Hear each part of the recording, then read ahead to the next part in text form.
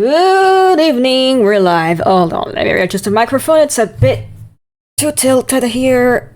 Perfect. Alright. We are live with Citizen Sleeper. Well, almost. I have yet to put up the game. Let me just change the window. Here we go. No, that's not the right one. Oh. Too many windows. Alright. And we're booting up the little tabletop RPG that is playing on a computer.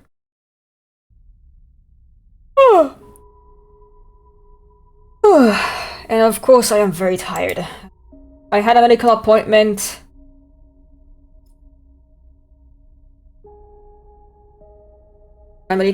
Today. I slept poorly. I just couldn't really sleep very well. Too much noise and everything. Oof. Ouch. Alright, let's continue. Man, I can't believe someone said that this game is only 5 hours long. I've been playing for like, what, 12? 15 hours? That's a lot. Just so much shit to do there. Alright, Alright, I'm out of dice, so I'm just gonna sleep. There's people watching, but no one talking. You should speak to me, for it is very lonely here. Please. He's lonely. Alright, drives. Right now...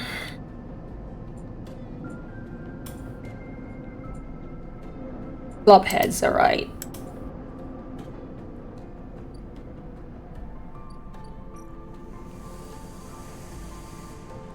I guess I'm gonna do a bunch of,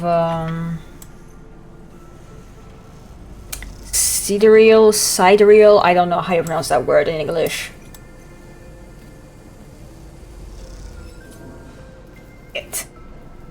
Oh, it hurt. Gonna, what shrub do I have? 5.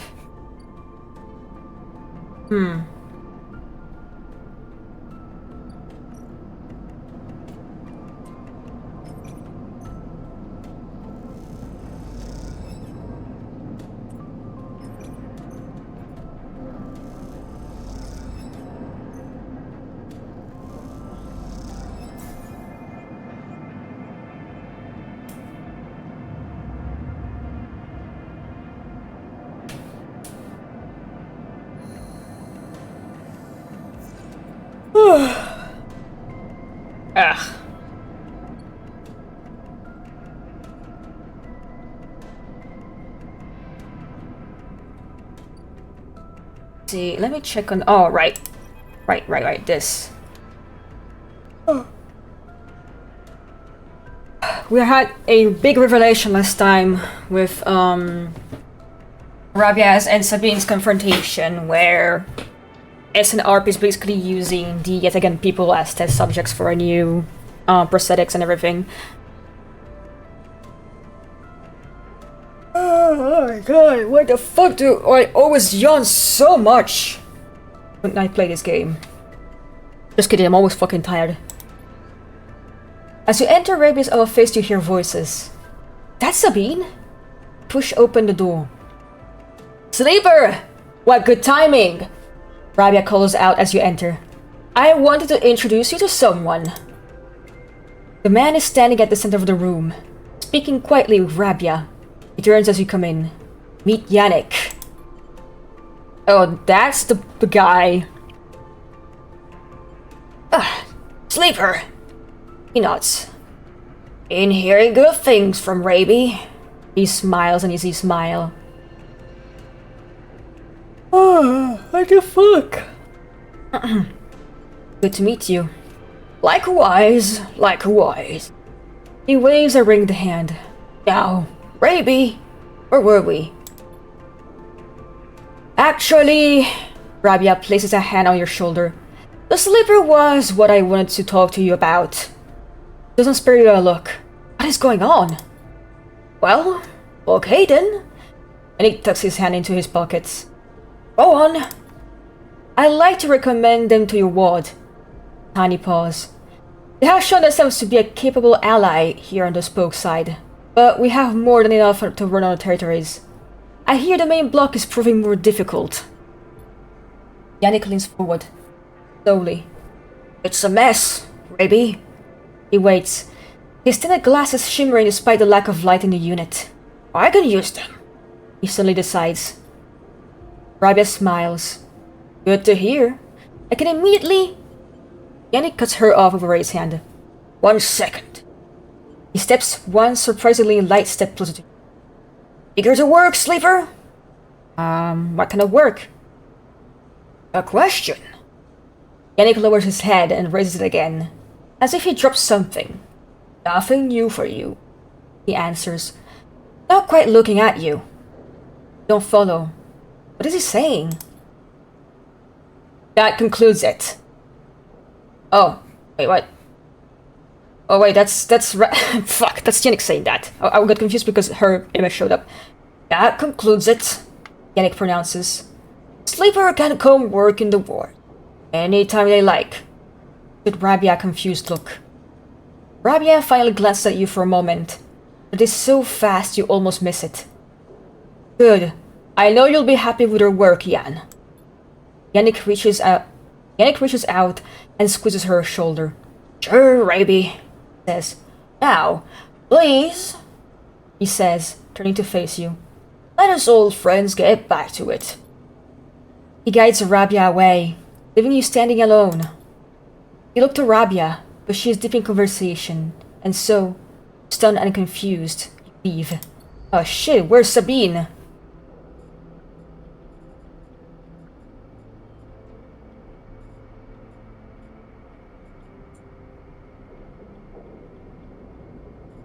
Alright, so I need to work for Yannick and then find out the shitty shit he's been up to.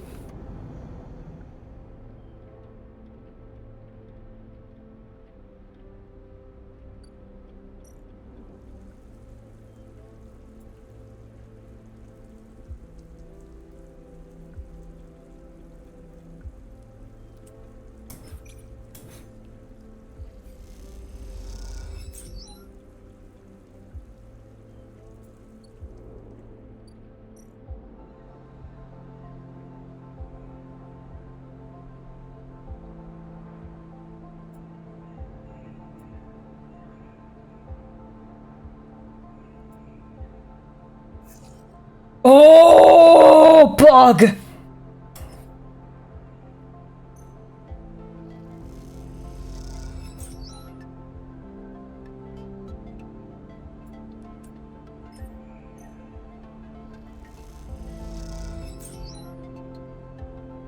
I got a club head.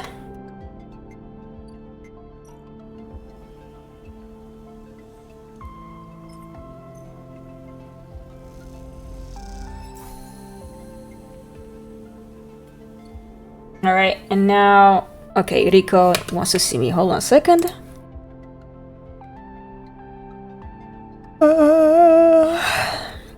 What the fuck? Rico is at her bench, running small vials of some liquid through an all-chemical analysis machine. The whirring of the spinning drum fills the lab with white noise, and you aren't sure if she notices you approach. Ah, Sleeper! It's good to see you! She looks up, smiling. This little project of ours has been keeping me awake the past few cycles, but right now, well, I think I have something. Good rest. I know my limits. She laughs to herself. I just don't like paying attention to them. The drum finishes spinning, and Rico lifts a vial from it, holding it up to the light.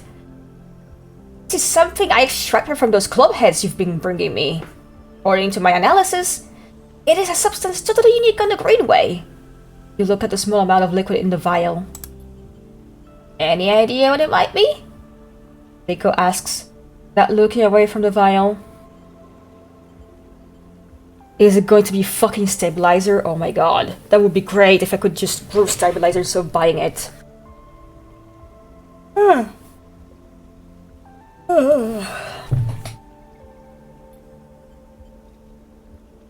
Rico nods. You are the first sleeper to come through here. Perhaps I should have mentioned that earlier. Rico's tone suddenly drops, changing the atmosphere in the lab immediately. I just thought, She pauses, thinking very carefully how to continue.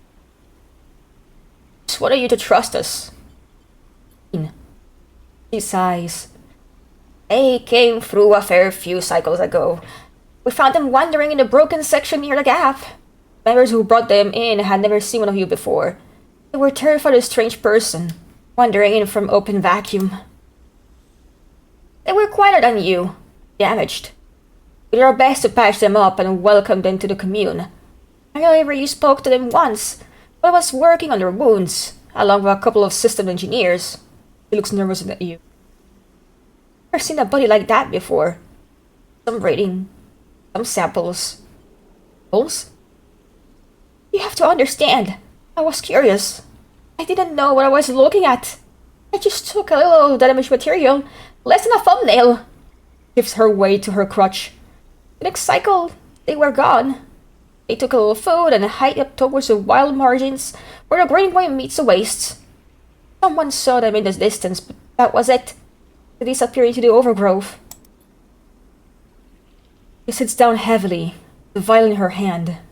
When I saw you, I wanted things to be different. I wanted to keep you here. And I let you disappear into wherever they ended up. Smiles to herself. Yes, I wanted to understand this place better, but I also wanted to help you. Hi, Cat. How are you doing? Seems that somehow both my wishes have come true at once. She holds out a hand with the vial. This is for you. Take the stabilizer. Glass cold and smooth in your palm. Thank you. Don't thank me. Gazes out at the greenway through the glass. Those club head caps made it for you.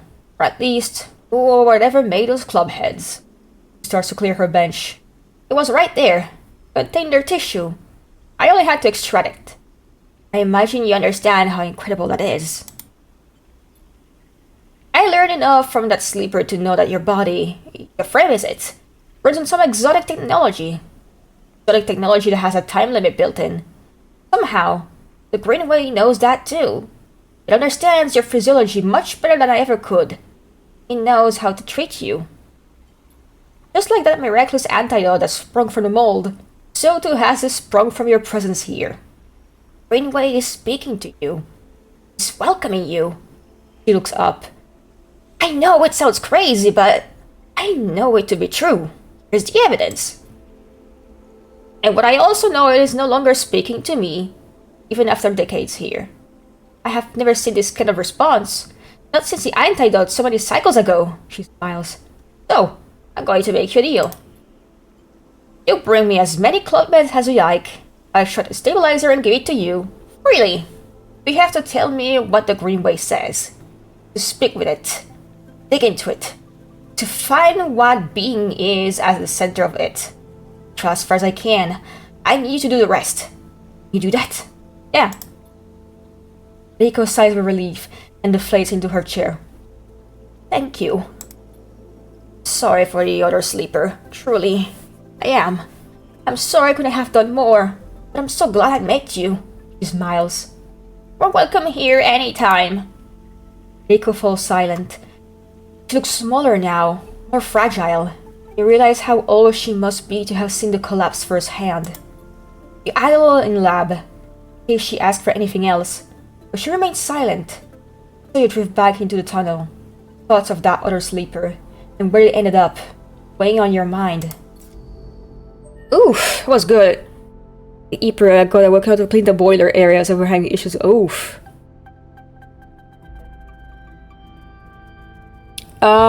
How you doing, Cat? I had a medical appointment today. Also, I went to a cafe with my mom after the appointment. I had matcha for the first time and it was weird. It was like drinking grass. Bean, hello! Thanks for stopping by. I appreciate that you're here.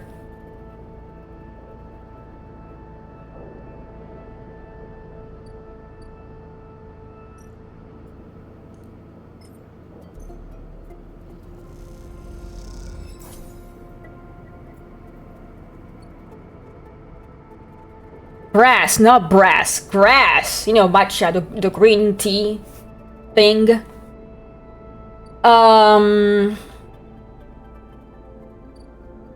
Alright, so I see. How many points do I have? I have 1. I cannot upgrade anything right now.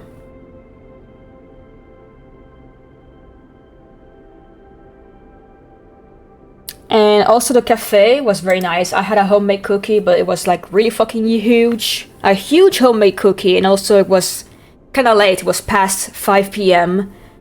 So I basically did not eat dinner tonight. I just ate some lettuce and had some yogurt. So I guess I'm gonna go sleep on a lighter stomach tonight, which is not necessarily bad. And also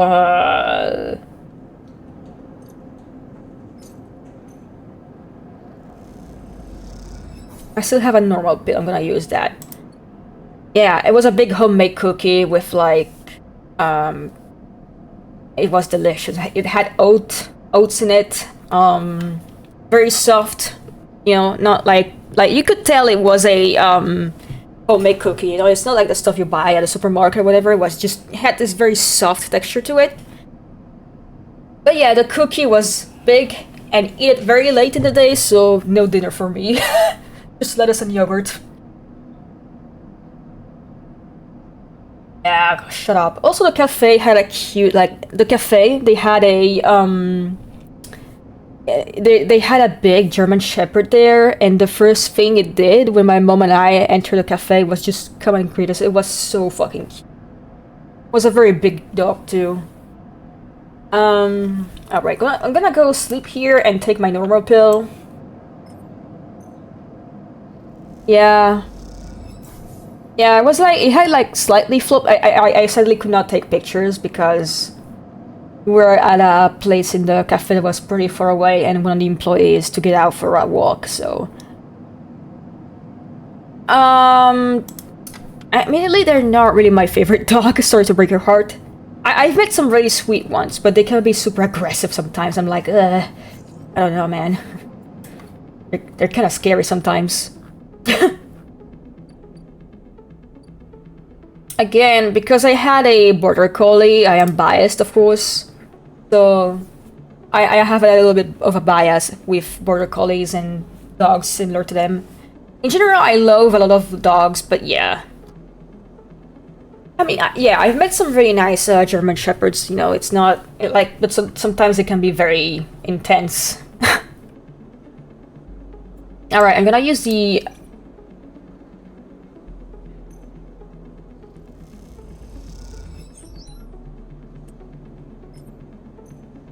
Perfect.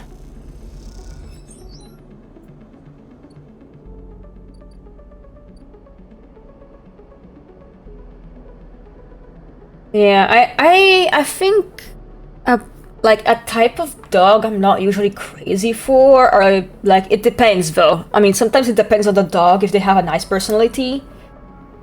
But usually the super fucking yappy small dogs, I'm like, ah. Shut up!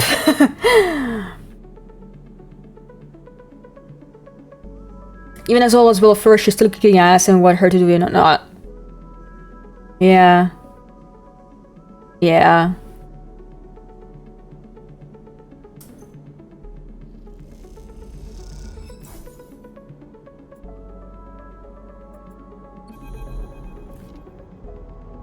Oh. You slip into the cloud, as easy as blinking. Navigator is beside you, your sphere casting light into the strange darkness here. This is not how a mainframe should look. A center, a point of connection. The object in front of you is severed, cut off, a rootless branchless tree. Only the trunk remains. You live in here? Quiet! Navigator hisses. And then you see it, like a blade in the dark, and then slicing through the void. It glides along a distance and winks out. Then it appears again, elsewhere, gliding once more, searching. looking for us. The moment you make a sound, the edge leaps closer. And you see it now, it is not an edge, but the ridge of a long, sharp head, like a shark. It glides past, closer now, and you see into the void where its eyes would be, should be. You and Navigator exchange looks, both thinking the same thing. It is blind. Killer crosses between you two, smooth as a razor, then disappears. It flickers back in, further away now, and you move close to Navigator to talk. You saw it too then. Killer has been blinded. You need to be careful. Wrecked. Protocol is clearly operating outside established limits. Maybe unpredictable. You flinch as the silent killer appears closer and glides past you, its empty sockets open wide. You turn to Navigator and notice something strange. Your Oreo-spheres is collapsing. Orbits, usually round and even, are decaying. The spheres are following spiral paths, condensing on a central point. Navigator is noticing too. They go to shift the position, to better direct the spheres, but they cannot. Whatever is drawing the Oreo together is holding them in place. They look at you, suddenly desperate, frantic. Get out! You go to speak, but the killer appears between the two of you, gliding through the gap. Navigator freezes, and you see them framed in the empty socket. You realize now, if Navigator cannot move, then it is only a matter of time before one of the killer's sweeps brings them directly through Navigator. And time is not a problem for a protocol that has been running for decades. Look desperately around for a solution, for a way to extract Navigator from the mainframe. Then you see it. 3 branches, the last 3, thin and spindly, feeding the mainframe a thin diet of power and data. Break these, and the mainframe collapses once and for all, severing the connection, shattering the hardware. Whatever it takes, they must be broken. They are encased in something, a glassy layer of protection. You need to unlock access before snapping them for the mainframe for good. You look at Navigator, trying to reassure them without speaking, and then you blink back to reality. Your expression of fear and after image that slowly fades. You must act quickly. Ah, fuck. I don't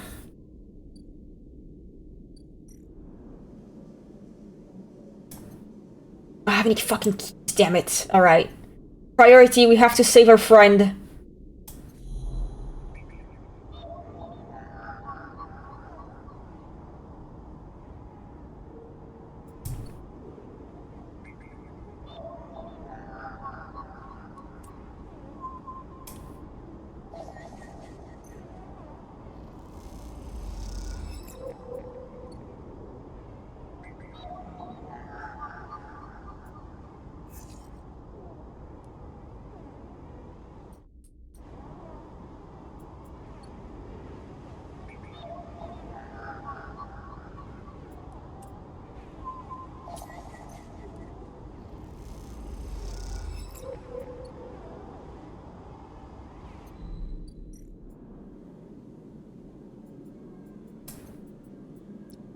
And that's 2 keys already. So far it's good. Operation Friendship. Locate the friend on this vessel and find the ass. Save the ass, hug him, see if they need emotional support. We need to save our sentient AI friend. Hi Bob! What's up? How you doing?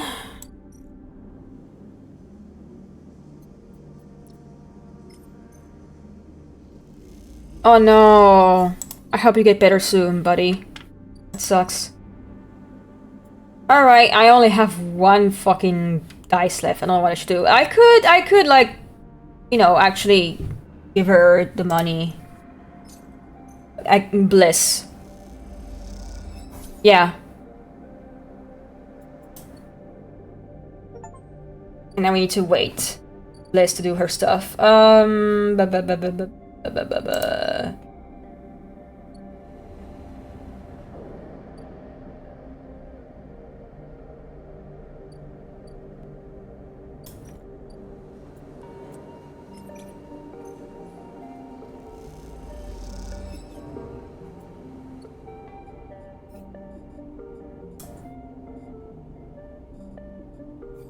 Alright, and now we sleep.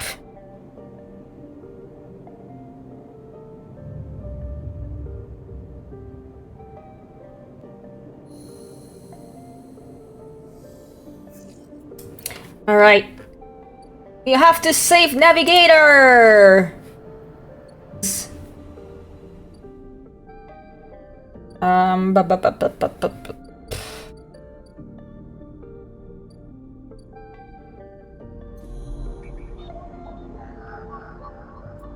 Brrr. We're going to save you!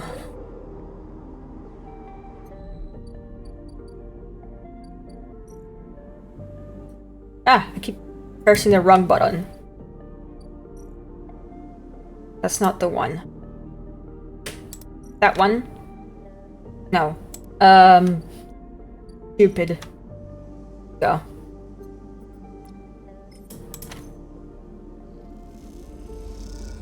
Aside from being sick, what's going on?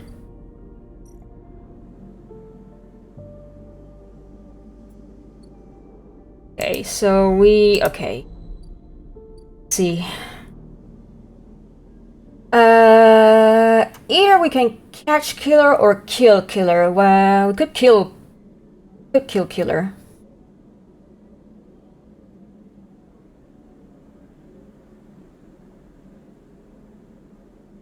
Let's fucking kill it.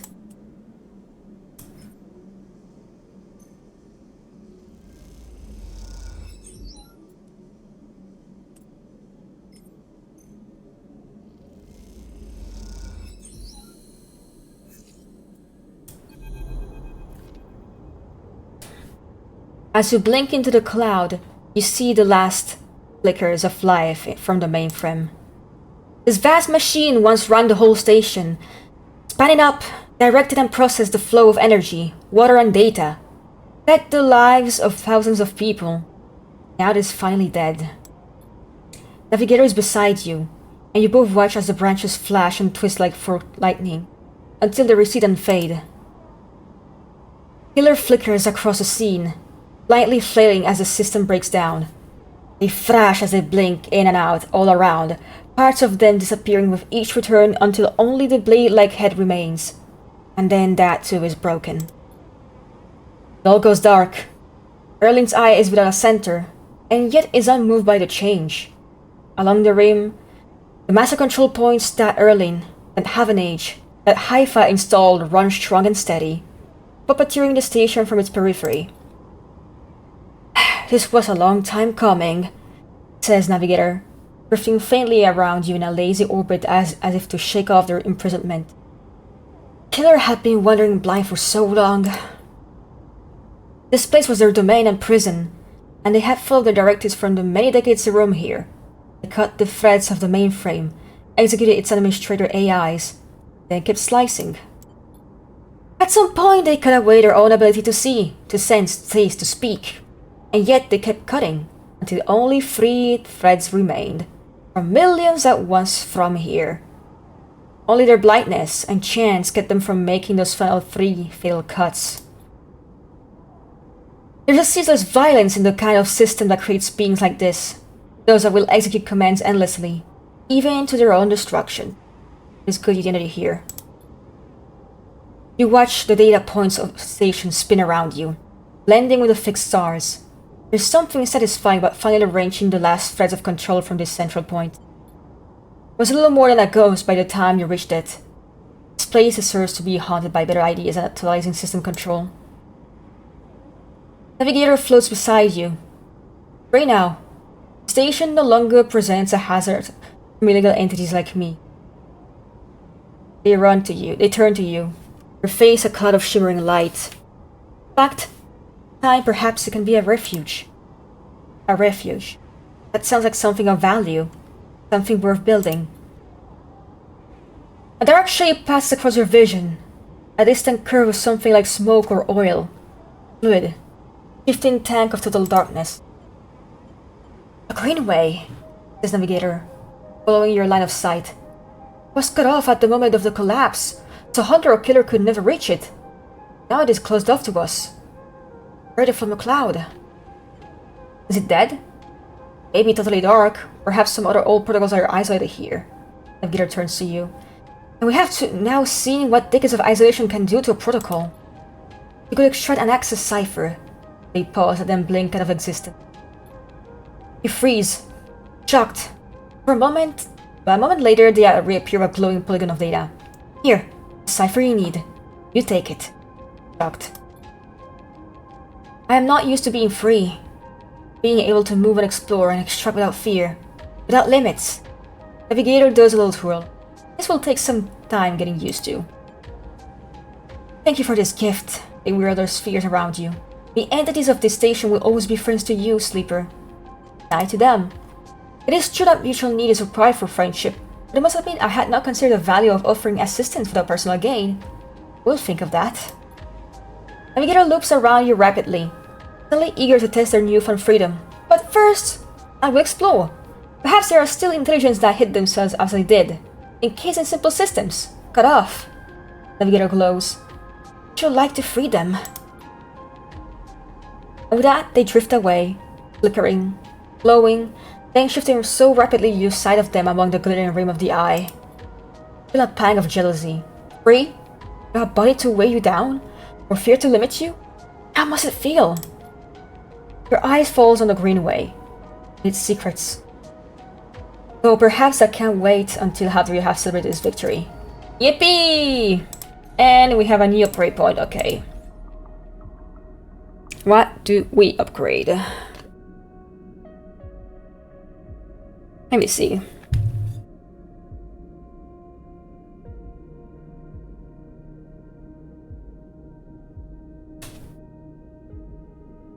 Actually, no, I need 3 points. Fuck. Yeah, I need 3 points. Fuck, I need one more. No, that's not where I wanna go.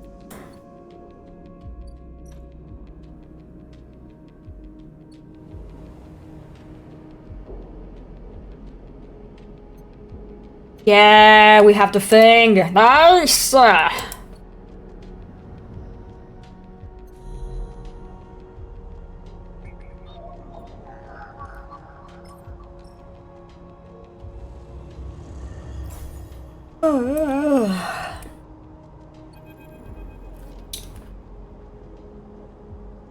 The greenway roars beneath you like a silt-choked river. If what Navigator said was true, then no one has accessed these networks since the collapse. The Hunter and Killer protocols have never set foot, never cleared out the intelligences and systems. So why then, you wonder, does it look so dark? Is it just that the bit rot has set in, the entropy of systems reducing everything to shadows and light? You watch as the solar cipher fizzles in the one open, through a gateway on this entire rim of the station. It flickers and winks out, and then you're falling into the flow. A river of swirling darkness. You're spun by it, twisted by it, lost in it. I'd be yawning.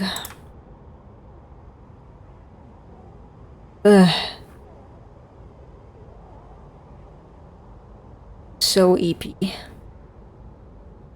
The city's an EP.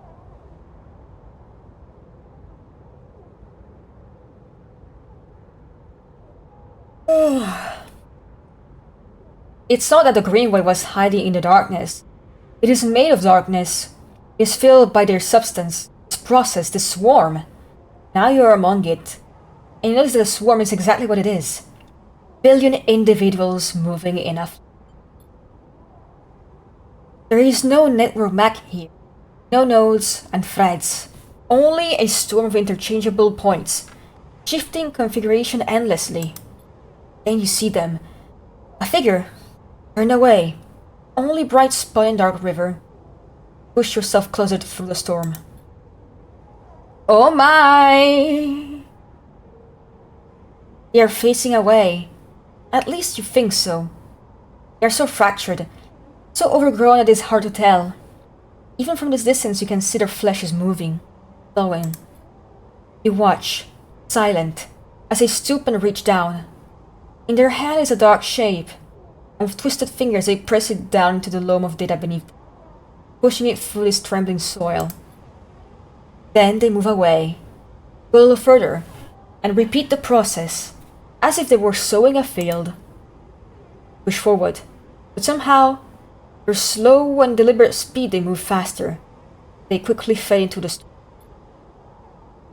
Reach the point where I planted the object and look down. It is a glassy, shifting polygon. Something inside. You reach down and pick it up. It is cold, but it throws with energy. You look toward the path of the figure, but they are long gone. When you blink out of the cloud, back to the leaves and the dapple light of the greenway, all that's sitting in your head.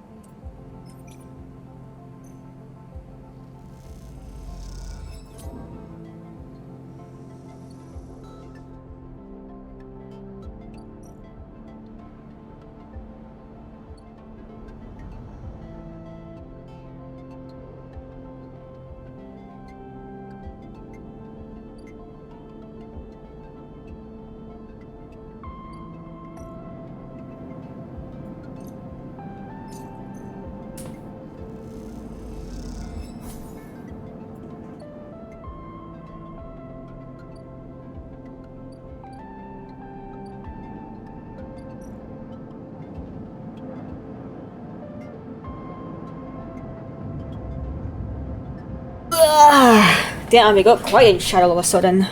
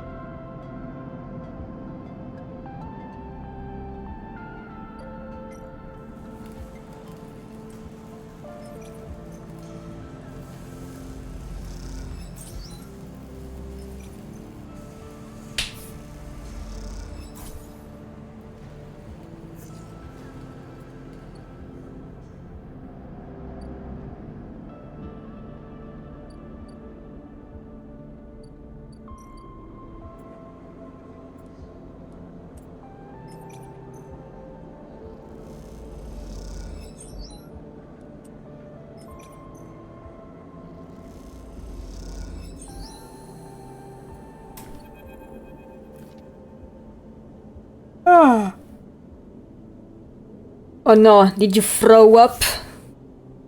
Oh, sorry.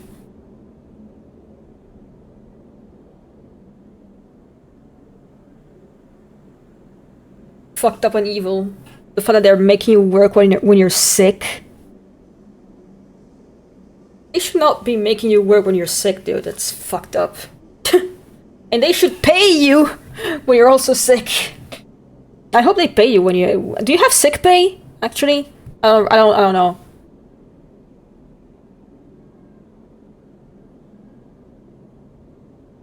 Oh, that's good to hear. You almost laugh when you see it. The same small recorder, stuck to a different wall this time. Within across the fluorescent tape is that familiar word. Sleeper. You grab it quickly. Rabia says sorry. Sabine's voice sparks up once again. She said she didn't have time to brief you before setting you up with the old man. I'm sure you've got the play by now. Earn his trust, work the block, then we need you to get into his office. A pause. It's risky, but obviously you are the only one of us he doesn't already know. Either way, we need to locate the link to SNOP.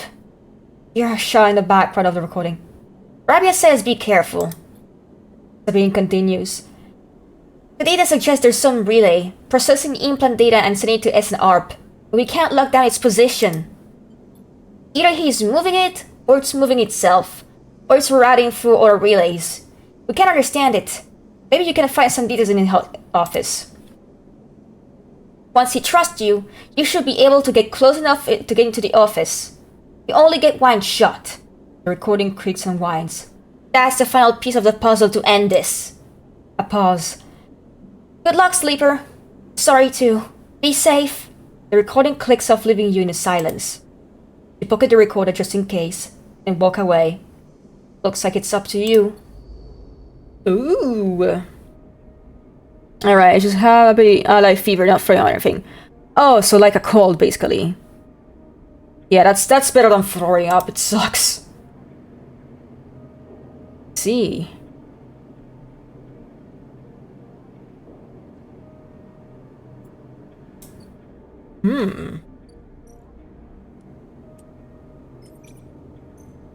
Towel to the face. Clear your sinuses.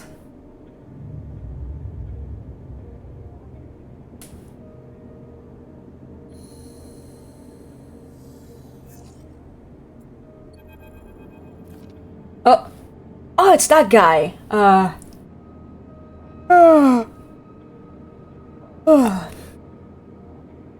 Hey! A quiet voice greets you as you leave. Sleeper, it's me. Who? Moritz! He pauses.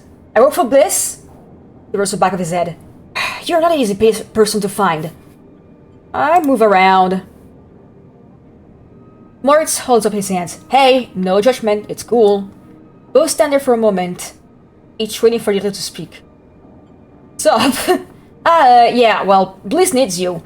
A job just came in, real big one, and she's asking you for you to come up and help her out, essentially. You're right there. Nice, yeah. Moritz stands there for a little while, unsure if the message is delivered. I've got it. Cool. He looks around. Bliss just likes me to do a thorough job. You know, he rubs his hands together before burying them in his jacket pockets. See you, Sleeper. Moritz ambles off down the corridor. He can get a filter cap on his way out. Time to head to Bliss's Bay then. Yippee!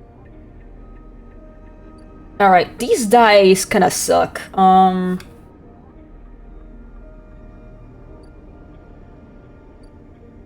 Alright, what do we do?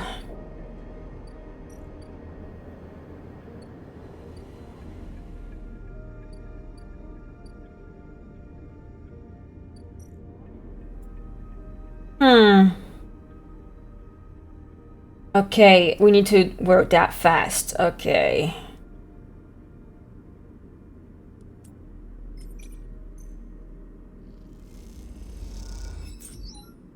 Oh yeah.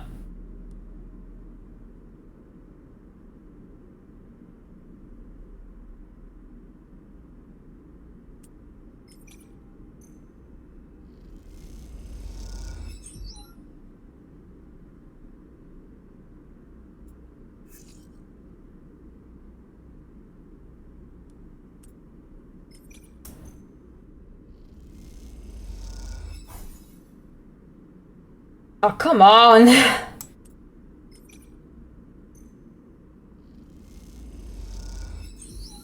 Let's go.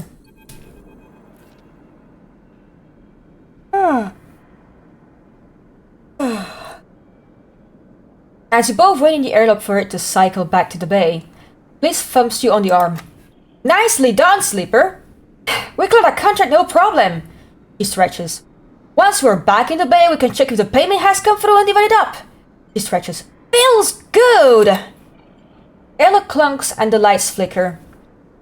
A moment later, you're back in the bay, where Moritz is at the racks, trying to figure out where the mess of tools Bliss left in her wake should be hung. Hey, Moritz! Oryx looks over his shoulder. Sleeper! He spins a wrench in his hand. Look like clean work out there. He nods respectfully. You look over at Bliss, who's already gliding over to her management console. Curls a little as she crosses into Cameron's bay. No one you ever met moves as well in 0G as she does. It's like she was born into it. Shit! Bliss slams a fist into the console. Shit! Shit! Shit! What's up? I can't even... Bliss closes her eyes. Come here. Bliss calls you over. Look at this! Just look! She spins the terminal screen and you see the details from the base account. You see an entry from the Ember's wake. A repair fee paid in full the moment you finish up the job. But then directly after, the whole amount was transferred back into another account. What the hell? This is the work of my ex! She punches the terminal. He must have cut a back door into the machine before he left! She rubs her forehead. There's no way we can't... Pauses, thinking, Moritz, throw me that wrench! What's that for? Moritz spins the wrench across the bay. Bliss smiles. This! Bliss brings the wrench down on the terminal, hard. You flinch backward as a hail of computer parts spill into the bay in a glittering arc. Fragments of screen, memory section of the casing. When Bliss is done, she clips the wrench to her tool bag. Try to turn your way into that, you shit! Moritz drifts out from his hiding place amongst the racks. Bliss! Says tentatively. You want me to... He looks at the arc of fragments drifting around the bay nervously. Bliss shakes her head. No, I've got it. Go get me a new terminal. As you can find, we'll want to get her from piece at the order exchange if you have to. I help? Bliss glides over to a panel in the wall. Don't worry. One of the first things I had installed when we spec'd up this place was a cleaning sweep. He flicks over a plastic cover on a huge red button. Watch yourself! He hammers the button and a row of laser emitters unfold from the bay wall. They start crawling their way across the work area, frying the debris as they do in pulses of burning light. Bliss smiles. It's that or just space the whole bay every few cycles. You okay? Not really. She stares at a sweep panel. Don't seem to be able to extricate myself from this shit, no matter how hard I try. Cleaning sweep buzzes and crackles as it works its way across the bay. That account wasn't everything. I'm not that stupid. Once Moritz gets back, I'll secure it and flush everything else. She flicks a nearby piece of debris into the path of the lane break. Then we take another contract. That's it. Cuts off the sweep as it reaches the near end of the bay. Don't want the cryo back? Oh, I want it, but it's gone. You could have transferred anywhere. Oh, I'm so gonna fucking beat the shit out of her ex. Don't worry, Queen, I got you. That guy won't bother you anymore. She looks out across the hub, and even if I knew where he was, last thing I want to is to see him again. She rubs her forehead. I'm sorry, Sleepy, I know you worked hard for this too. Next time will be the same. It's okay. She smiles. See you in a few cycles. Where's will let you know? She winks and kicks off into the bay to finish cleaning up. I need to kill this man. I need to kill this man right now!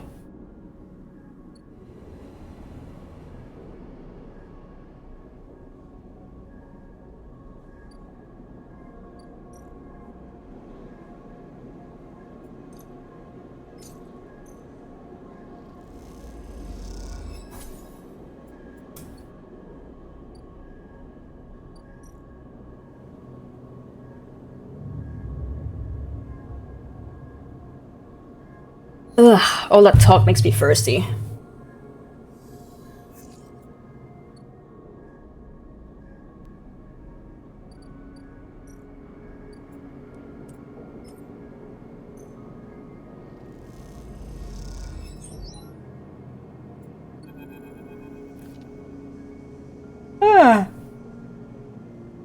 Oh, 1 second.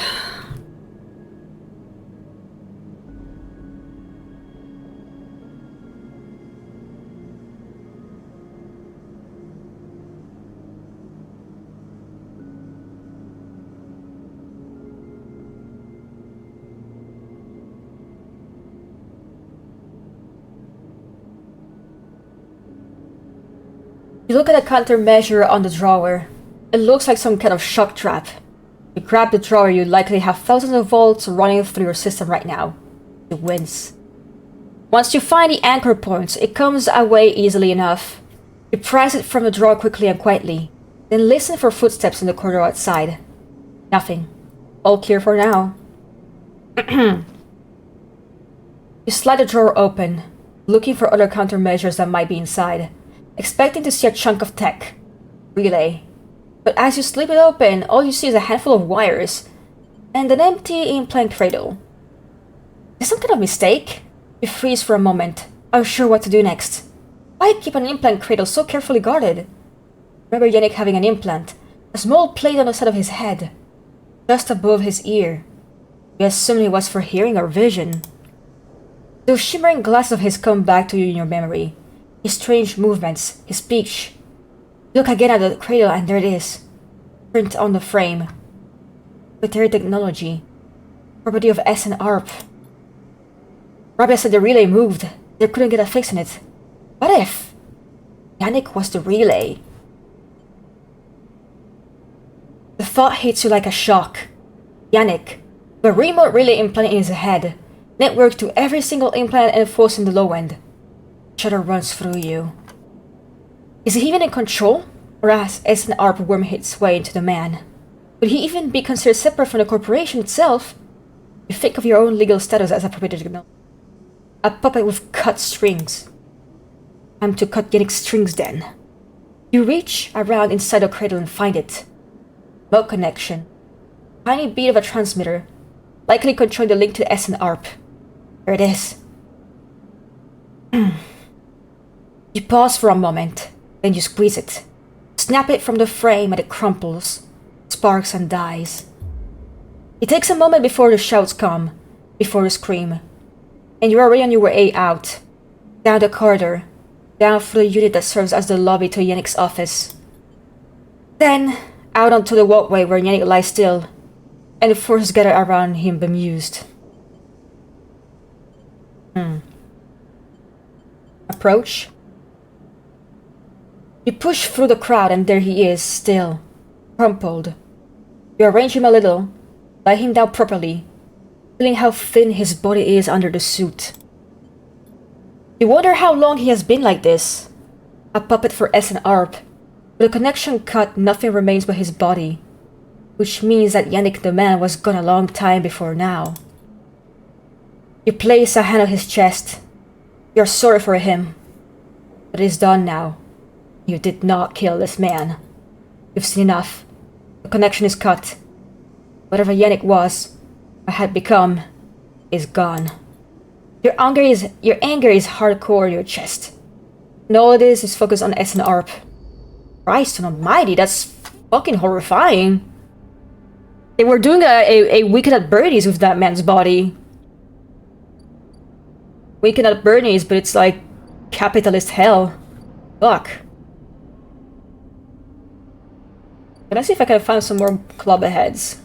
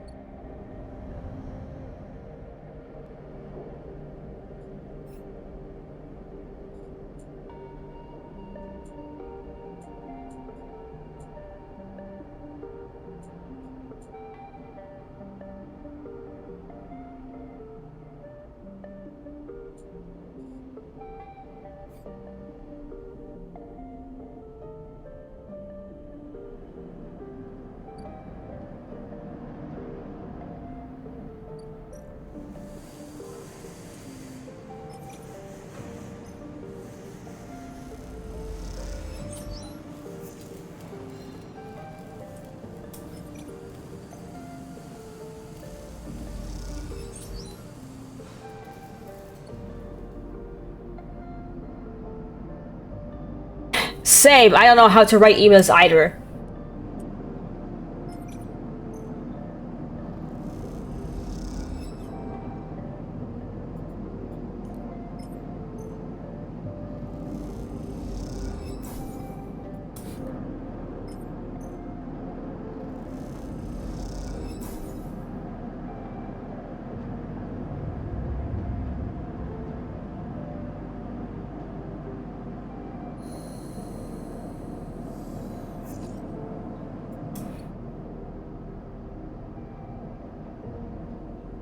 Pick a god of prey. Hope you try to attach anything weird. Yeah.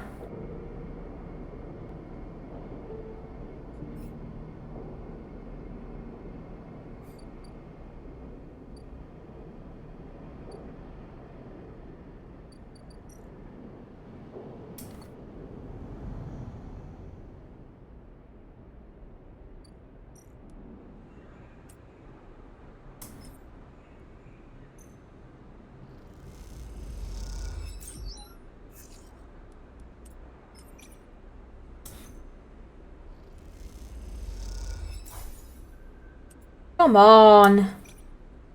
Give me the club head. Okay, I guess I can sell the rest for money.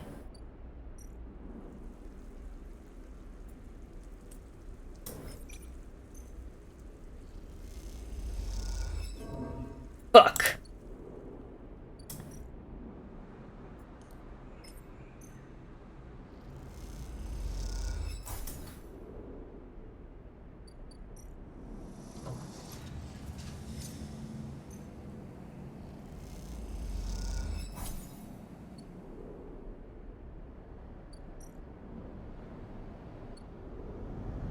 Well, having a big boy job. I mean, I remember you said the pay was okay, so I guess, hey, that's something. Right, I mean, this is dripping under pressure behind my eyes. It's insane. I can barely look at the screen. Yeah, they should not make you fucking work when you're sick. That's, ugh. Destroy companies.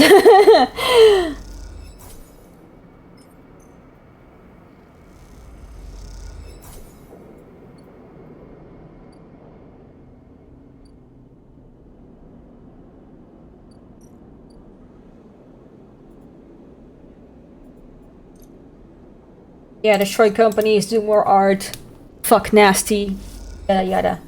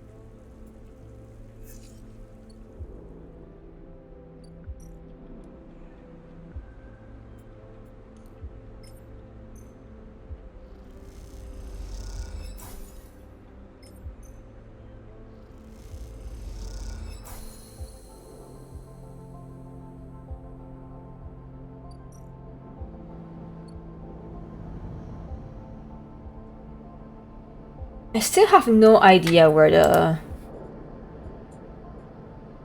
Like, I tracked that one? Because I remember these two people I ran into that told me, oh hey, bring mushrooms because we're very great, but... I don't know, like I see those things here, but...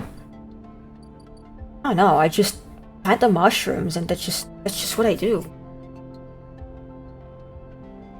I can't find the Briar, which is assuming it's the ship, the name of the ship of those people, but...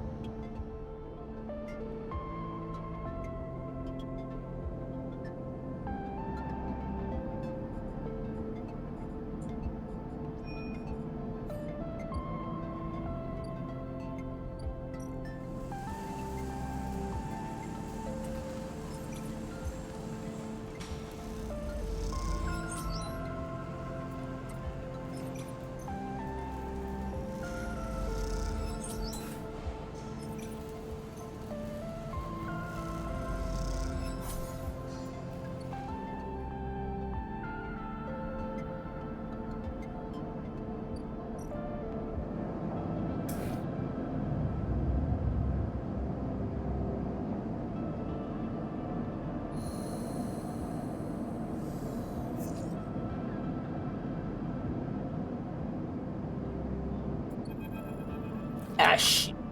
Alright. Sleeper! Moritz is waiting for you on your way out. How you been? Busy.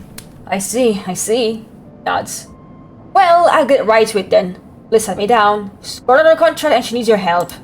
Let me guess, is her ex going to steal her fucking money again and we need to track him down, beat his ass and force him to like retransfer the money back? Let me do that, Queen. Let me kill that guy for you. I'm going to beat the shit out of him, please. That's the message, he pauses. Look, I know last time the payment didn't come through, but you did good work. Liz knows that. No problem. Hey Dan, he pauses again. Doing her best, you know. No. He nods. See you up there. Moritz turns and strides off, leaving you in the corridor. Time to help Liz. Maybe this time you think to yourself it'll work out.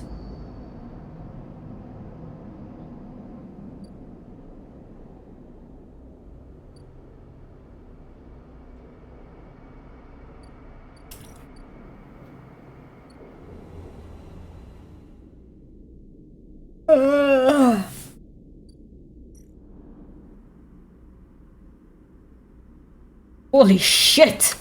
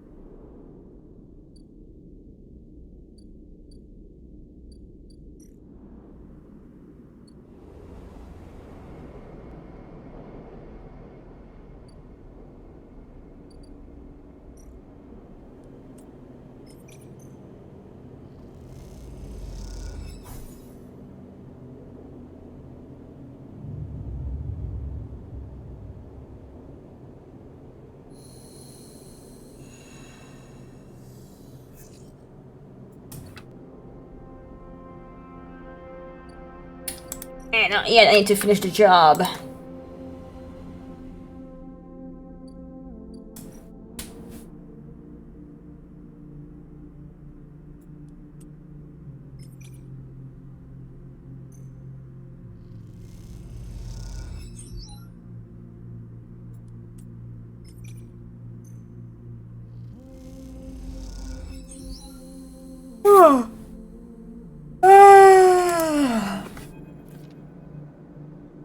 You and Bliss are floating in the bay's airlock, waiting for it to cycle.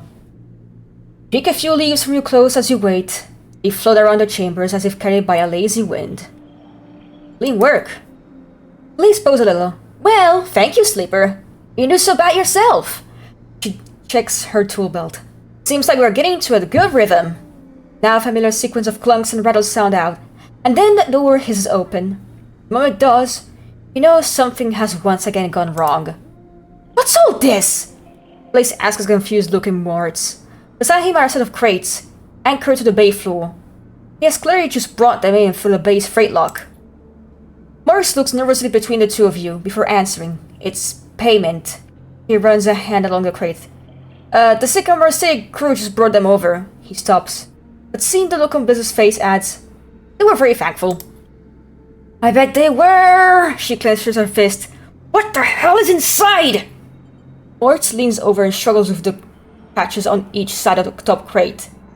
As he does, Blaze turns to you. Don't say it! Blaze stares into space. Don't you dare say it! Say what? You know! Looks back at you.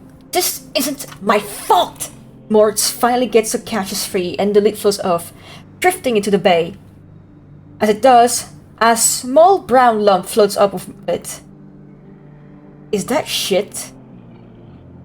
Did they manure? They fucking leave manure into them? A small brown lump floats up with it. Moritz reaches out and catches it as it passes him. Is that a... Oh. Mushroom. Bliss finishes. A damn mushroom! It is a mushroom? Not just mushrooms. He holds a clump out of tightly packed leaves. Produce. Bliss starts laughing. The goddamn Haifa commune! Should have known they have a shit to run between them! She knocks a small brown mushroom across the bay. Stop, Bliss! Works up her hand. These are good, fresh. We can sell them. To who, Moritz? Are we running at grocers now? When they cry otherwise, this whole bay will be shut down. We can't pay for parts of leafy greens. She waggles them into Morris's face. Morris is right. Bliss raises an eyebrow. Fine! Maybe Morris is right, but what do we do between now and market day? She rubs her forehead. What a joke this place is turning out to be! Morris closes up the crates and starts moving them. It isn't that bad, Bliss. It's a step in the right direction. He glances at you, looking for backup. So well. Bliss sighs. It's like I went into business with a couple of wannabe farmers. She laughs. Prove me wrong then. Show me this is a windfall. She kicks away towards a new patched-together terminal. Until then, I'll be working on how to keep this place open. Mort's mouths up, thank you. And then goes back to moving the crates. Better be on your way too. God damn. This poor girl, she's not having a good time.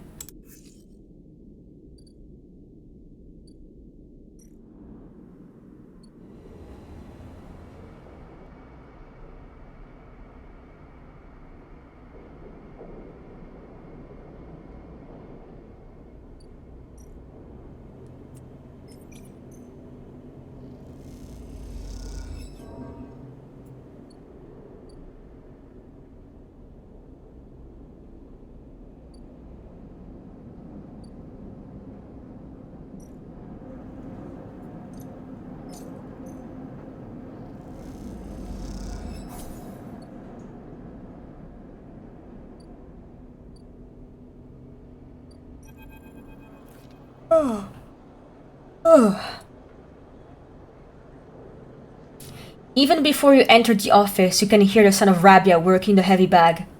She's hammering it, the chain creaking as it shakes with each hit. It's been like this since, Sabine doesn't finish a sentence. You're sitting on a stool looking at a terminal in the corner, searching for the SNR data you pulled all those cycles ago. How have you been? I'm well, Sleeper. Happy to no longer be haunted. Smile. Yet again has plenty to deal with, and without Yannick, I'm free. He glanced nervously at Arabia. Arabia stops punching. In the silence, you can hear her breathing hard. Sabine looks over at her, and senses something between them. You realize you haven't seen them together since they tried to kill each other in the same unit. A lot has changed since then. Ooh. Lesbians. They hook him up like a puppet! Rabia hits the bag. Prick that thing in his head so they could control him. Push the old Yannick out! I don't know why he let them in! Rabia throws a few more punches. But it's a lesson! Don't let them in! Another flurry. Yet again, shouldn't do with corporation. I will never will again! She spits. Comes away from the bag. At least, Yannick's death has been treated as natural. The chance we come back from this. Irian can hold on. The reporting is trying to take control. Sabine turns to you. Yes, but now the connection has been broken. I've been looking at removing the trackers from the implants in Irian's enforcers. A significant job, but I think with time, I can do the surgeries. Rabia walks away from the bag towards the far side of the unit. The surgery will never happen if yet again collapses! She shouts back at Sabine. Clearly, this is a well-worn argument in this unit. What now for you? Sabine looks over at Rabia. I want to help fix this mess if I can. The implants. I want to return to my surgery. Below one needs doctors. What I understand now is that yet again it can be something if you want it to be. Coming here from SNR, from the core words, all I saw was a gag. And with Yannick keeping me on a tight leash. Shudder. Rabia believes, and I want that belief. You look unsure. I also want to be done with SNR, but I doubt they are done with me. They glance away, rubbing their shoulders. You and Rabia. Sabine fixes you with a look. Yes, Sleeper? Isn't that obvious? They smile. I've been wanting to say, Sabine begins nervously. I'm sorry I didn't tell you where I came from. I know I apologized before, but I want to again. Pause. Properly. When I leaked the data on the Sliver program, it was to try to help people like you. Negative. But are all the cycles here? Being pushed down, pushed around, trying to survive, all that got away from me. So when you turned up, they sigh, took me up. They were a handful there here, but I ended up here, so... They look at Rabia. Ah, of course! You reach into a pocket and take out a handful of vials. These are the last of the case. You can have them. You drop into your hand. After these last few, I don't know what we can do. With the S and ARP connection broken. Look down. But I know there are other ways. Repairs, or pharmaceuticals. I heard there are some labs on the Greenway. Perhaps they can help? Meet your eye. Sorry, I can't do more. Thank you for everything. They look away. Her eyes bright with tears. Rabia crosses back to you both. Rabia crosses back to you both and sits beside Sabine. They look at each other, and you can't help but smile at the idea of them together. Ooh! Oh! Oh! We got some lesbians, I think. Ooh. What are you two plotting? Rabia grins. Sabine laughs, and the sound is a welcome one. You watch as the two of them turn and smile. Oh my god, are they actually going that direction? Later, when you leave, you take that handful of vials out of your pocket and look at them. You can still feel that core of anger deep down inside. You don't know if it will ever leave. But SNR doesn't own you anymore. They can't. Because this place, these people, own you. They are what makes you stay up every cycle. They are what keeps you breathing. Put the vials away and walk through the low end. Your senses turn to every sight, every smell and every sound. Soaking it all in. Let's fucking go. Okay. Time to upgrade my dude.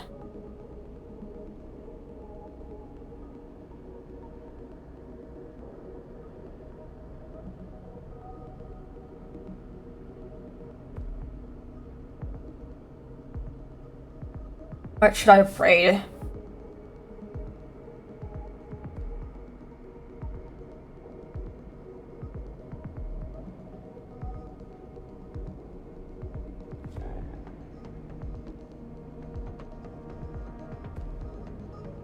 Really into it.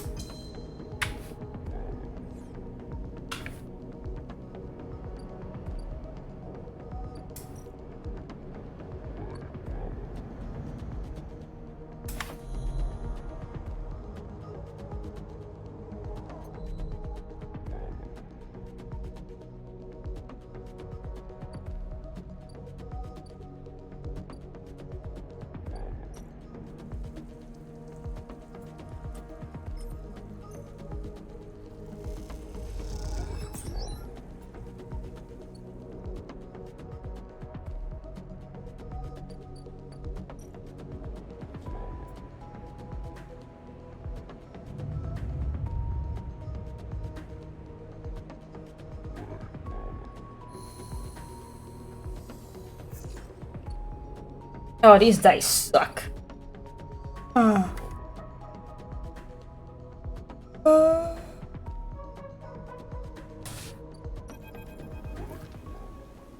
Rico has something in her hands when you enter the lab. It looks like another twist of woody stems, a ring about the circumference of a human head, consisting of a single stalk at one side and a branch with a network at the other. As you approach, he holds it up. In the light of the lab, it looks like... crown! Rico finishes your thought.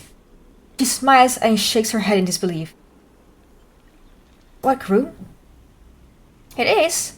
I came to the plant this morning, and this slope was all that was there. She points to a lump on the edge of the ring. See it grow right back into itself. Set up out of the soil. That being you encountered in the cloud, as you call it. Was it wearing one of these? Eyes it suspiciously. Still unsure if she is somehow embroiled in a overlong prank. No. She sighs. I suppose that would be too easy. She smiles to herself. A real crown. She places the object on the bench and shuffles to her analyst terminal, her face lit by its amber light in the dim corner of the lab. Well, it's exactly a plan anyway, not from what I can tell. Gives you a serious look. No leaves, no chloroplast, just a series of filament encased in cellulose walls. Filaments. See, that's why I like you, Sleeper. You're so good at spotting the unusual details. She beckons you over. Look at this! You see a cross-section scan of the crown, its layers of plant-like structure on full view. Until you reach the center, there, instead of xylem and phloem for transporting nutrients, something branched and woven glints. Wires? She laughs. I'm not sure whether to say yes or no here. They're not wires, like those in electricity system. No, but they are filaments of a conductive material, so... Yes? She leans closer to the screen. But you see, those branches, they remind me of dendrites, of neurons. She rubs her eyes. She's frankly ridiculous. Look back at the crown of the table as Rico flutters over her skin. You suddenly realize what it reminds you of. You remember signing the forms, the walk to the sleeper tanks, the cold middle floor. Then you remember the crown they fitted you with. Branch structure of wire on pads. No, not a crown. Call it an interface. Tool of your emulation, your transference from neurons to electrons. An interface. It's your gift from Gardener. Turn back to Rico. It's an interface. Rico looks at you, puzzled. Something clicks in her mind. Perhaps something she heard from the sleeper she had helped all those cycles ago. She starts talking. According to you, right to herself. Club heads were made for you. These too could be made for you. Your frame. She shuffles over quickly to the interface. A word has stuck to this strange branched object quickly in your mind. You're right. That entity. It is the entity I've been looking for. Shuffles quickly to the crown. And the entity which is controlling the Greenway, which has been maintaining it, supporting it, has been gaining for all these decades. She stops to catch her breath. I want to talk with you. Rico leads you to a seat. I'll be here, Sleeper. If something happens, if you wish me to remove the crown, the interface, just squeeze. Grips your hand tightly. You meet her eyes, pale with age, but bright with the thrill of new discoveries. Then she places the interface on your head, and everything blinks out. Ooh. The plot thickens.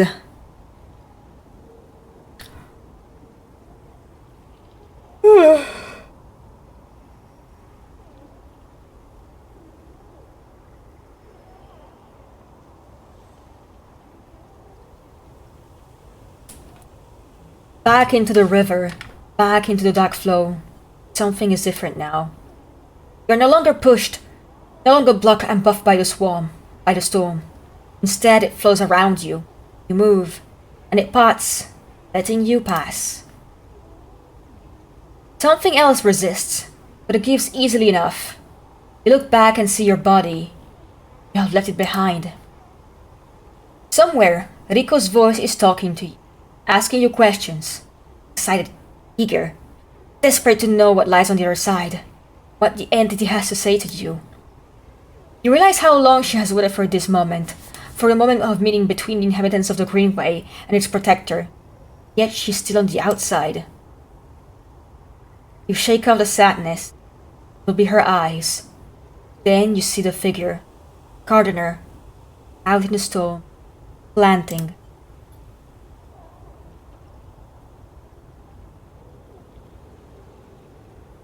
It takes less than a moment to reach them.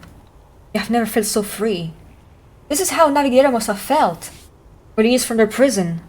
This, you think, is what it feels like to be in the place you were built to inhabit. Carter does not turn at your approach. They go on planting, but their voice whispers in the waters like a sharply rising current. You crowd a gift. Your speech hisses around you. Good. I am glad. I want to meet you. Then we are the same. Both eager, shoot, seeking one another. How does it feel to be free of your seed? He stooped to plant again. Good. That is good. He pressed a seed into the loamy depths.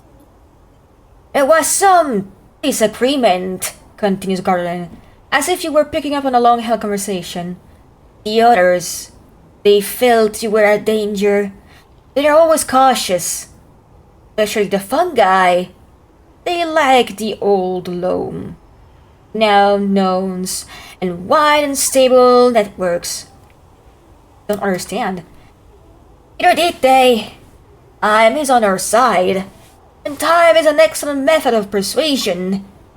Gestures out into the storm and though you cannot see them, feel presence all around, sensing this audience with great interest. After all, they understood that it was I who made them crowns. Without them, they would have not joined the chorus. They see that it's only fair that you get your chance to join too. Join? Yes! Become part of this. Garner stoops again. We are millions, and we grow. I hope you understand. I am unused to speaking to your kind. It has been many cycles since my last conversation. I think it was with Chief Executive Trellick himself. You look around and see it. Every growing thing, every non-human being in the Greenway is here. They're networked, connected, branched and linked by this strange being, this artifact of the old station. The impossible dream of a single form administration AI, a living network. Put this soul here, realize, free of that decaying body. You need to be a person, would you? Among all these other minds. Turn back away from Gardner for a moment, and look back to your body. Tiny hairline thread connects it to you. You hear Rico's voice again, still asking, still checking in. Are you okay, Sleeper? What are they saying, Sleeper? You still here, Sleeper? Something in you sighs a long sigh. A sigh that speaks of an exhaustion beyond tiredness. An exhaustion rooted deep inside you. It stems from the effort of answering questions, answering problems, getting up, breathing each cycle. Something else resists the sigh. A yearning, a sense of distance. A desire to squeeze the hand that holds you for its warmth, its blood, its complexity. Make a gesture that says, I'm still here, I'm still alive, I'm still with you. Ideas bloom within you. You're nauseous. If you break that thread, you will be free.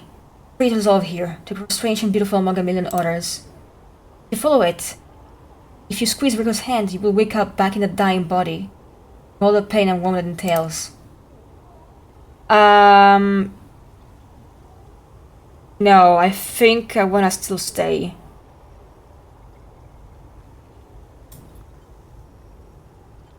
Your eyes track the thread across the whirling dark, back to your body. This choice you realize will not present it again. Ah, shit! This is like one of the endings. Not sure what to do. No,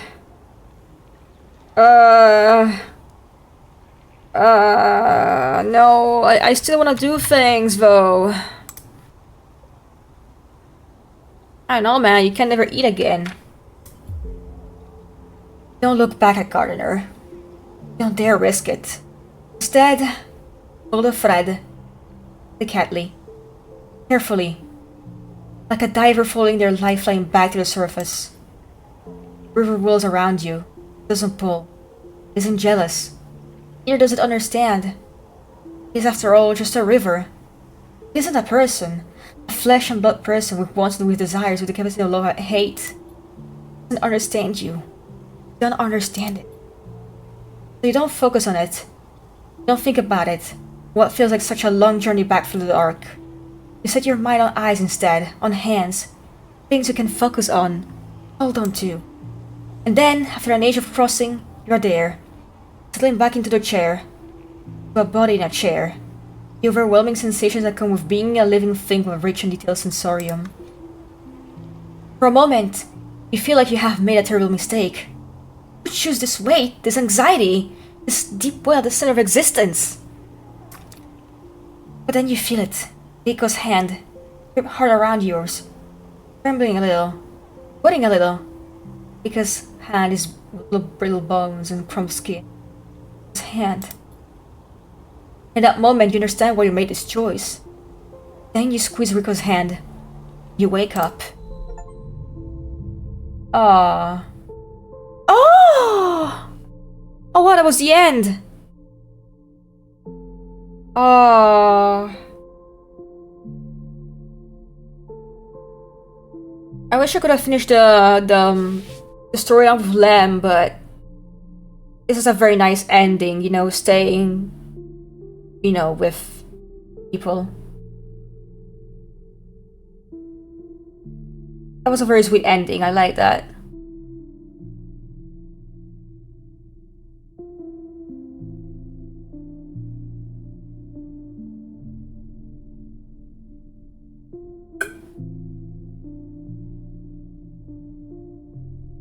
Yeah, I'll take it.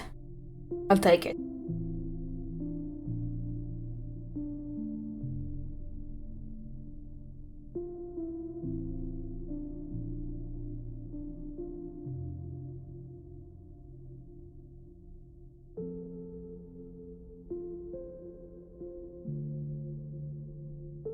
Is there a post-game maybe to finish stuff?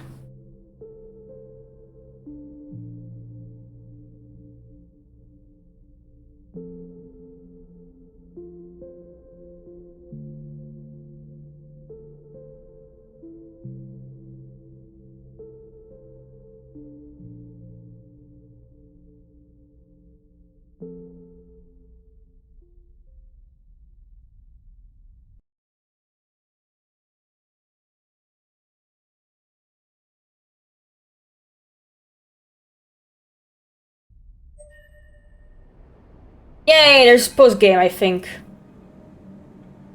Sleeper? Rico's voice comes wavering through the dark. Are you still with me?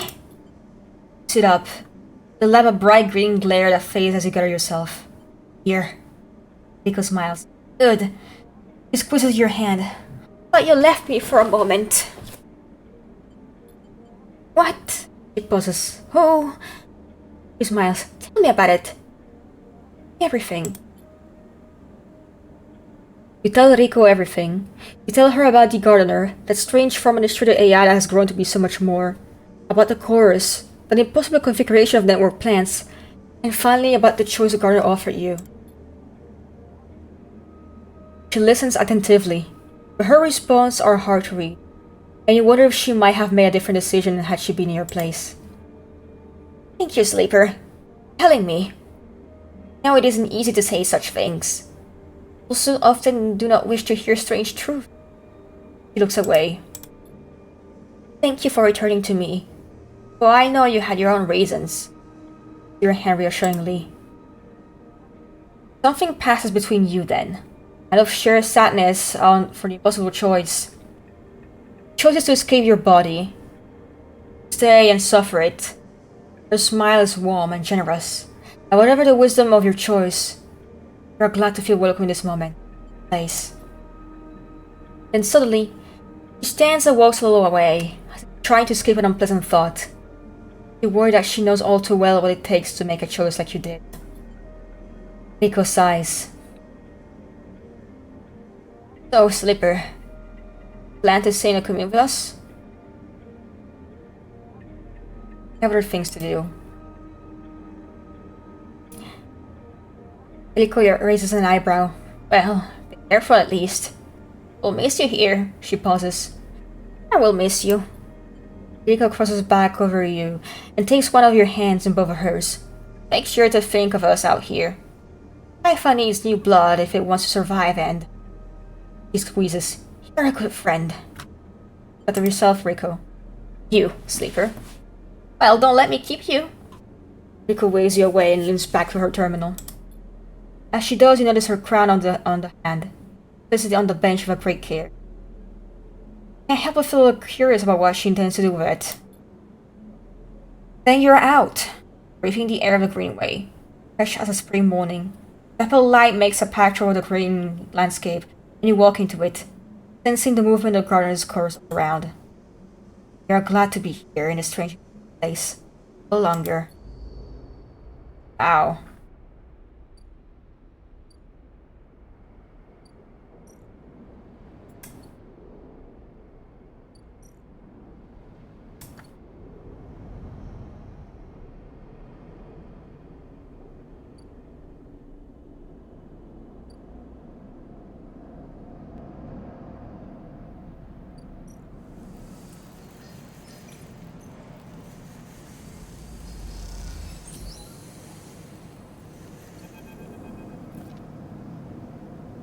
Your crew slowly filters out of the shipyard locker room, the bubbling shadow reducing with each group that leaves. There is excitement in the air. Haven't just made an announcement. The assembly teams are done. Sat on the locker room bench, you can feel the cereal out there, its hulking mass now intimately familiar to you. For the past cycles you have watched it grow, assembled. You have walked through its veins and blooded its bones. Now it is ready for the final stage. We'll go testing now, then enter a final process of sealing and resealing, checking and rechecking before it is deemed suitable for its generational trip. Now, your work is done. Can't help but feel proud. A cough interrupts your thought. It's Lem, changing out of his work gear. Mina nowhere to be seen. He smiles. She'll be ready soon. Where's Mina? You are fast friends, huh? Being watched at home. Now I'm on the work team, I can afford a bit more help. Corrects himself. As on the work team, I mean. We're all over a job now, he quickly adds. Not am I complaining. Lem comes to sit beside you on the bench. Got to be in her best shape when she carries you. Mina and me out of here. So confident. Lem smiles apologetically. Why not? Figure I'm due a lucky turn by now. He rubs his hands nervously. No use in wondering what if... We'll draw anyway. You cycle till then. Lem is right, but the odds seem unlikely anyway. How many are working the shipyard? Hundreds? 1,000? You certainly see more faces that you can count pass through. Are the Celis Foundation even going to keep their promise? Out here on the Eye, you get the sense that no one will hold them to it. Why else would they be building the serial and circuit system? As you think, Lem watches you with a worried look. But Celis, the Foundation? He thinks. I'm not sure, I know much more than you. I hear they have a planet in mind for the serial, something temperate and habitable. I think they are run by some rich folk from the core. All interested in doing things differently. Or how? Lems looks into space. Well, I guess they don't like the way the core runs things. All these circuit systems, like this one, feeding resources into the silos. It's a pyramid of sorts, and we're the bottom layer. I guess Celis wants to change that. I better keep my mind on the prize, so to speak. I don't much care what they are for or against, as long as they can help us get out of here. Sighs. Ever been that thunderstorm sleeper? A big one? I remember. Lem shoots a word look for a moment. Something else, he smiles. The sound, the smell, the rain hammering down, the whole sky stretched out and bruised, roaring and huge. The place I was born, New Pembroke, trial rock in a conway system, had 2 seasons. One of them was as dry as bone, dusty, ugly. The one was a long storm. Side effect of the terraforming efforts, it said. Rain used to rattle the roofs like bullets. It washed the dust away, turned the streets to river. It seemed to us to sleep and wake us in the morning. Wait half a year just to see it again. Best day was the one where the first drops fell. Sniffs. Some days I wake up swearing that he hear it again. I was thinking, Mina has never seen a storm. Never even felt rain. But up here, bring her only horizon, was in the dark. I want to change that for her. You will. Almost there. Lem stands, stretching. Let's get back to the little one anyway. Shift's done, I reckon she'll be happy to have me home for a few cycles. He shouldered his gear. See you in a few for a draw? I'll be here. Right on, he grins. Lem leaves, making you the last person to cover this locker room. As you sit, think about the rain, and a little hope creeps in. Is it possible? That the citadel really takes you to a planet, a place with weather, with skies, with life? Get up quickly. Or you can't think about it anymore. It's too soon to hope. Dangerous. There's work to be done.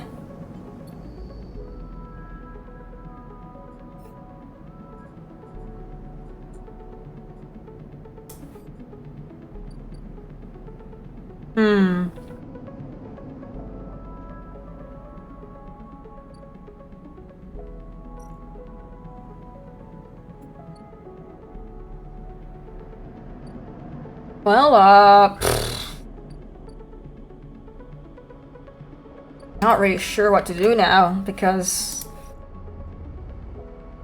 pretty much finished the game.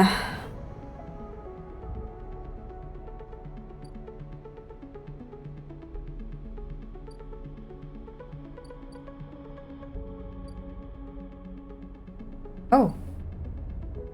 That's a briar, I see.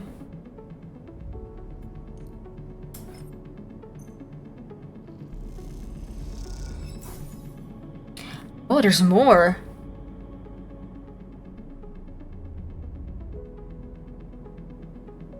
Nice.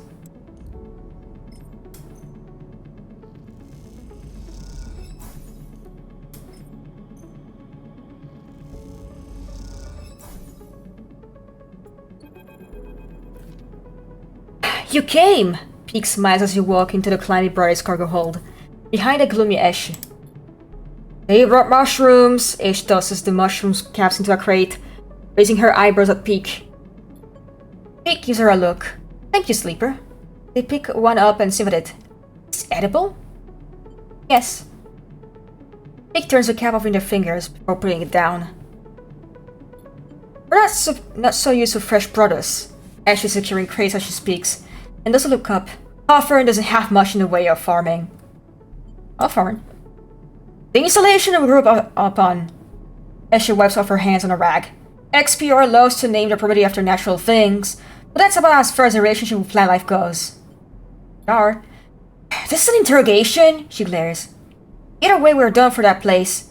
That's all you need to know. She leans back against the crate she was securing. We're going to need more than a few mushrooms if we want to help those refugees, though. What do they need? Food, water, components, a whole lot of things. Isha stands out and walks over to the mushroom you brought, placing them into a small container with care. The problem isn't just getting supplies, it's getting them through the ships. Can I speak to Havanage? Yeah, aren't exactly welcome guests, Peek explains. If anyone figures out that we came with the refugee ships, we'll be quarantined as well. Both refugees? Peek looks at Eshi, waiting for her lead, but Ishi doesn't flinch. Something like that. Eshi looks away. But this isn't about us. This is about them. Eshi stares at you. Been calling them refugees is just a way of turning a lot of scared, desperate people into a single monolithic group. Eshi slides a container full of mushrooms into one of the cargo holds rack. Look, Marshals like to chat. We've still got a lot of space to fill this hold. So you're going to help. I think Eshi's trying to say we need your help, and quickly. Peek says, glancing at her. Refugees behind the cordon, they won't be able to hold out indefinitely. We need to get supplies to them in the next 12 cycles, or... Eshi steps forward. Or Havanage will have to bear responsibility for whatever happens next. What can I do? There's 3 things we need to secure. Water, food, and scrap components for ship repairs. Eshi gestures to the storage containers around the hold. Water we can find a way to source, or my preference is just siphon off from the underground reservoir in the Greenway. Peek raises her eyebrow. Eshi. She ignores them. Food! Things could be tricky. Those mushrooms are delicious, I'm sure, but no way we can get enough volume to feed a flotilla. However, I saw algae stack on the way over. I get access. No more stealing, Eshi, Peek sighs. I didn't say steal. She stares them indignantly. We can get access. We can work the stack. Harvest some algae from the flotilla. Those stacks turn out vast quantity in short timescales. And the repair components? Eshi smiles. Just look around you, Peek. This whole place is made of scrap. Shoots you a glance. Sure, the Sleeper has their sources. They can bring them right here. We get everything before time's runs out. Perfect. We get most of it. Also good. Either way, in 12 cycles I'm going to take what we have and go. We'll get through. She shows a container. I thought I'd leave that up to you, Peak. They flinch. Are you serious? Eshi, I know we said we would help the Flotilla, but at what point? Stop, take a breath. Take this seriously, Eshi. I don't know what the first thing about breaching quarantine cordon. Maybe not. But they might. They slipped out from a nest in our facility, didn't they? Plus they've been here longer than us. They're always trying to get me to find help. Well, there it is. She just shot you. Help! Pete glances between the two of you. I swear to... They sigh. I need to think this one through. Maybe a corner a couple cycles super. Maybe we can figure something out. Meanwhile, as she meets your eye, you can help me acquire the supplies, discreetly. Miles. I have to keep this quiet, keep having Asia on the loop. Once it gets suspicious, this is over for all of us. So suddenly a little too real, too dangerous. You'll just find your feel in the eye. It's not time for causing trouble. Come fight us. We'll be out there trying to pull this all together. Isha goes to the back of the hall to start packing another container. Rick, come help me! He glances back at her. Sleeper, look. Don't choose this either. They lower their voice. Help us finish this. We set up a base camp on the Broken Spoke. You're welcome to rest here in any of the cots while I worked on this. We're in this together. Rick! He shouts. They walk back into the hall to help with the container. As you do the climbing briar, you look at the broken edge of the ice ring, where half-inch curtains blink with tiny red lights. What are you getting yourself into? Alright.